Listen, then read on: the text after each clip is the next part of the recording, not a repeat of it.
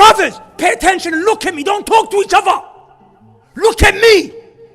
When the Prophet's hadith is mentioned, you shut your mouth. I'm telling you a hadith, you shut up. This is why you men are finished.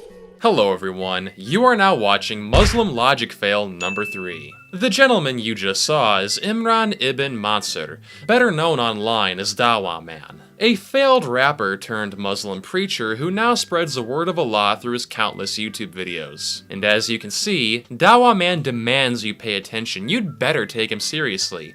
These are important, high-level ideas he's sharing. So how about we take a look and find out just exactly what Dawah Man is preaching.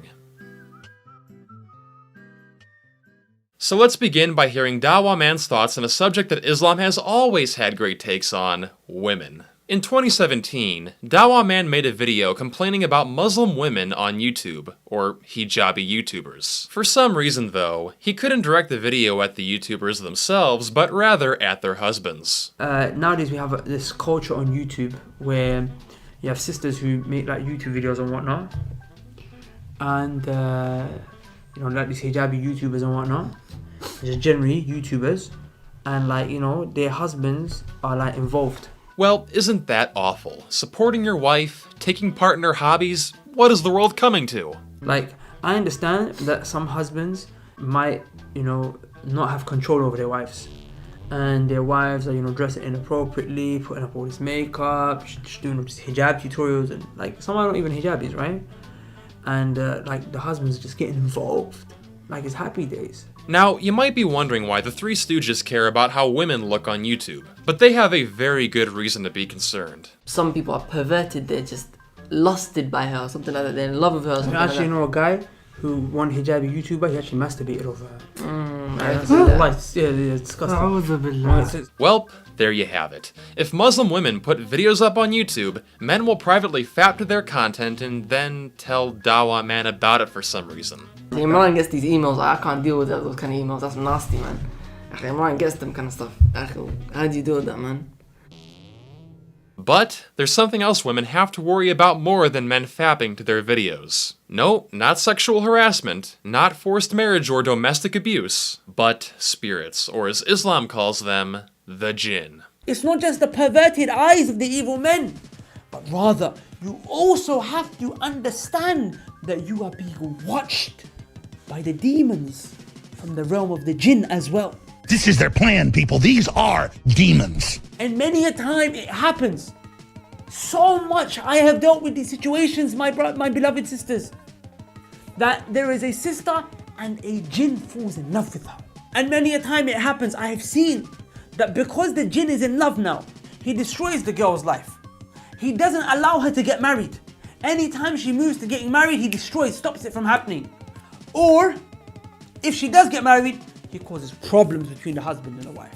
Wallahi, these are things I have seen, I've dealt with them, personally I've dealt with these situations. So with this compelling information Dawah Man is sharing, it might come as a shock to you that apparently many of these sisters out there aren't praying. So I was at home just before I came here. I started to think and ponder over the sisters, and I was particularly thinking about the sisters who are not practicing.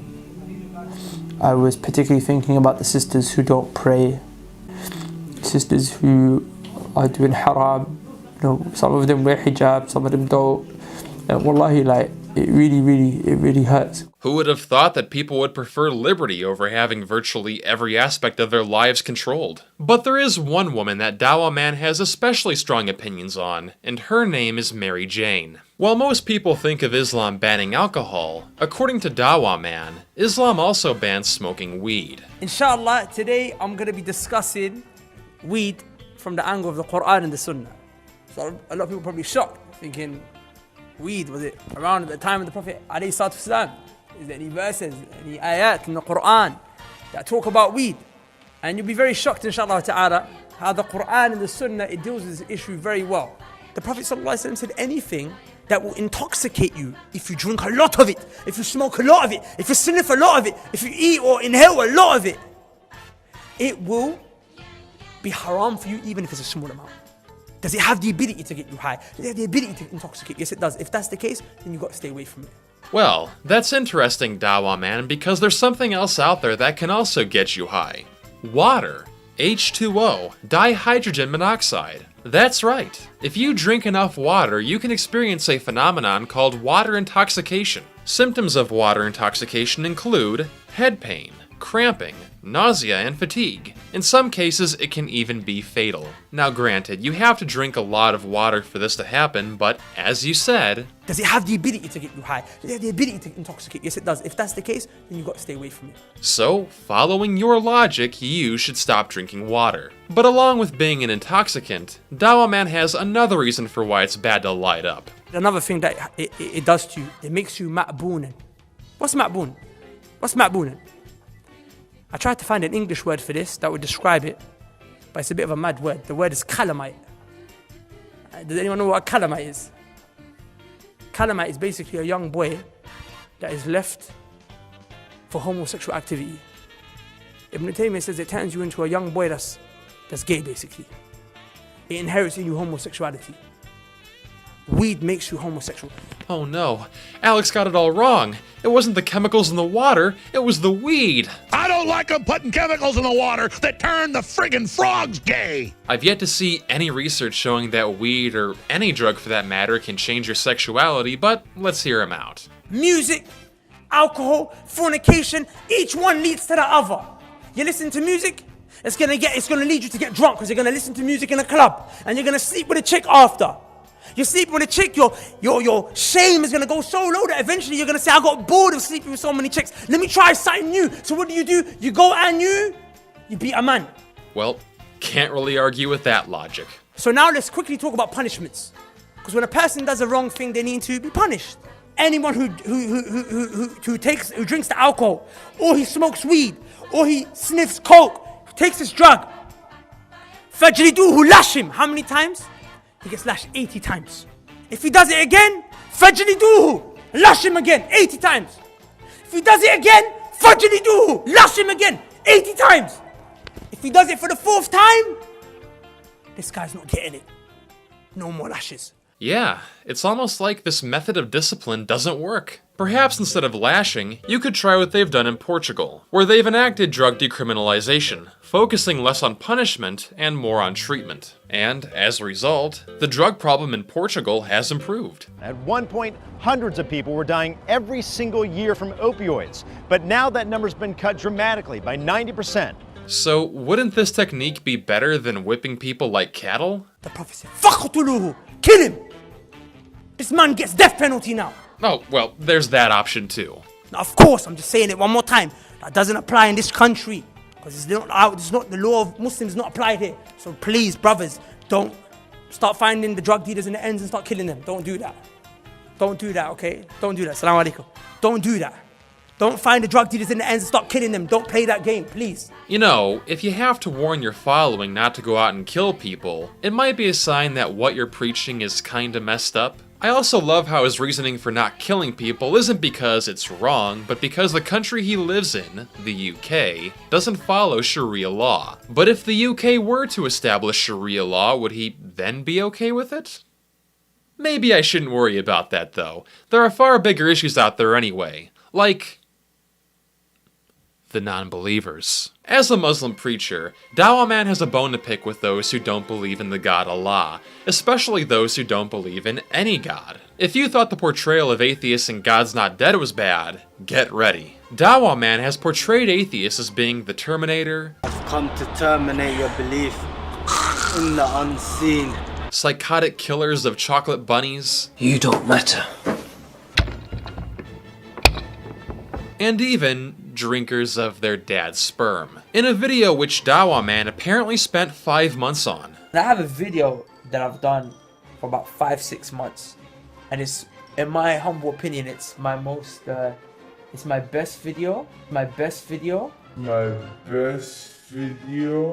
Well, let's take a look. For this part of the video, however, I'll be turning it over to ex-Muslim YouTuber Apostate Prophet, and I'll return shortly. Hello everybody, this is the Apostate Prophet. Dawah Man in this video basically speaks about how in atheism there is nothing wrong with drinking your dad's sperm, which is why atheists shouldn't react so disgusted. Drinking semen doesn't harm anyone, and it has nutritional value. So go drink your dad's sperm, man. What are you waiting for? He's not entirely wrong. There might be theoretically nothing wrong with drinking your dad's semen, the substance in and of itself. But here's something for you, Dawah Man. Snot, mucus, a booger is something that you could logically eat and doesn't harm anyone, and it doesn't seem to have serious health risks. Yet we don't do that, not because it is an evil act, but because it is simply disgusting. We don't just reject everything because it is evil. We simply don't do many of the things that we don't do because we seriously don't want to do them. Otherwise, let me know, Dawah Man, and I'll send you a year's collection of everything that comes out of my nose, with pleasure. But okay, let's get closer to the subject matter. We could associate drinking your dad's semen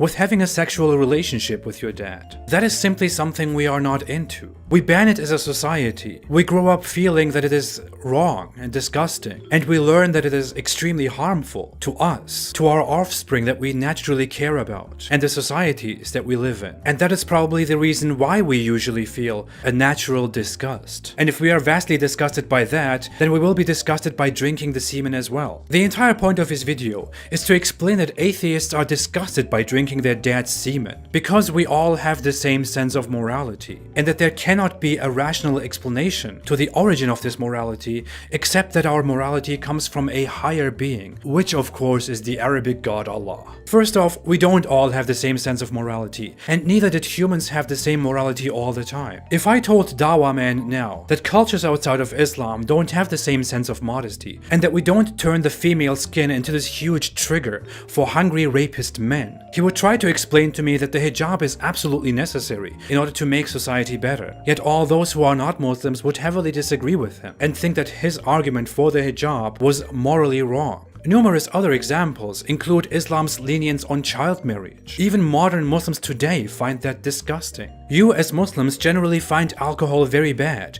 and despise the eating of pork, while other cultures totally enjoy alcohol and like pork as their favorite food. Most people in the West or in East Asia find it absolutely beautiful to have a dog at home. In Islam, having dogs at home is evil. Most cultures consider pictures an essential part of humans and their progress. In Islam, pictures of living beings are evil. In the past, humans considered it normal to rape, to murder, to loot and to enslave, to sacrifice people to gods, to stone each other, and much more. Well, some of us still do. Much of that has changed because we are constantly changing. We are definitely not wired the same way regarding morality. Dawah Man gets very confused throughout his video and compares drinking your dad's semen to murder and rape and genocide. The problem is that he doesn't understand social contract. We don't abstain from murder and rape just because we find it disgusting. We forbid these things as a society because historically and sociologically explained, humans made social contracts and built their rules with these. We agreed on such rules because we had to learn to live together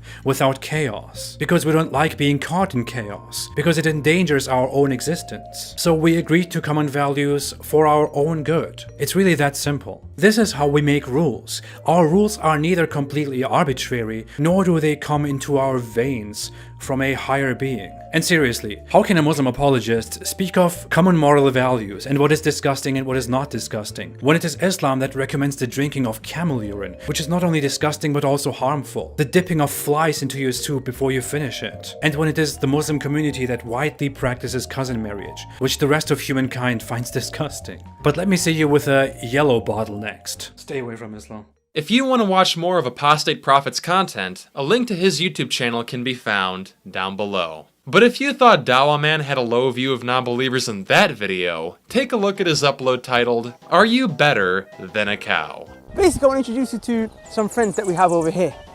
We've got some cows, as you can see. Basically, brothers and sisters, just seeing the cows reminded me of an ayah in the Quran where Allah subhanahu wa ta'ala describes the people who are misguided. Allah subhanahu wa ta'ala says they're more misguided than the cattle. They are more astray than the cattle, right? If you think about it, brothers and sisters, a human being, right, who doesn't believe in Allah subhanahu wa ta'ala, he has less value than these cattle right here. Because at least from this cattle and these cows, you can get milk. At least from these cows, you can get leather. But what is going to come from a human being who is misguided, who doesn't worship Allah? Gee, I don't know, Dawah man. Maybe a car? The Mercedes-Benz company was founded by a man named Carl Benz. Not a Muslim, but a Roman Catholic. You literally wrote in with proof against your argument. That human being will live in this world, and all that human being will leave behind is his feces and his urine and his bones and his skin that will rot into the ground, okay?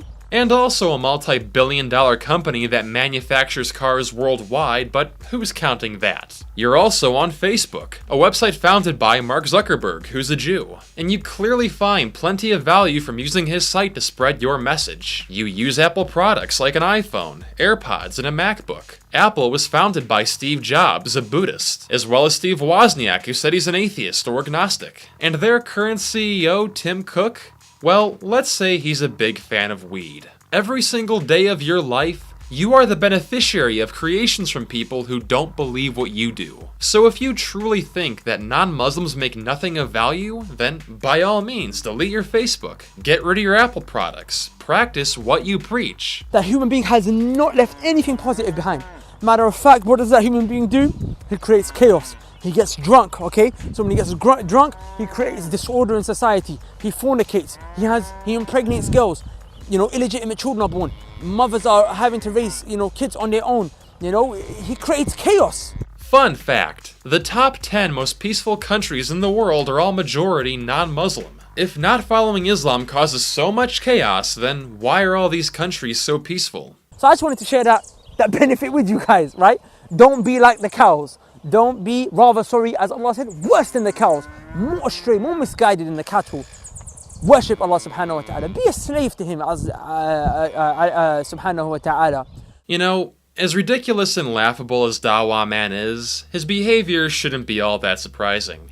After all, we are the product of our beliefs. Dawah man's comparison of non-believers to cows isn't something he made up himself. It comes directly from the Quran, chapter 7, verse 179. And as for him telling you to be a slave to Allah, well, Islam means submission to the will of God. And verse 51-56 of the Quran says that Allah created mankind to worship Him. So is it really a shock when Muslim preachers say Orwellian things like freedom is slavery? The highest status with Allah, of the highest knowledge, is that I'm just a slave. And the word slave I use deliberately. I didn't say servant. I said slave because it's kind of an offensive term. Right? And literally in the Arabic language, I have to try to translate the Arabic of the Quran as close to the English as possible. I'm not trying to be politically correct. I'm trying to be accurate from a language point of view. Abd actually does mean slave. And yes, slave is an offensive term. But I want you to understand why that's used. Because slavery to anyone other than Allah is humiliation. But slavery to Allah is an honor. It's actually freedom. We are all slaves.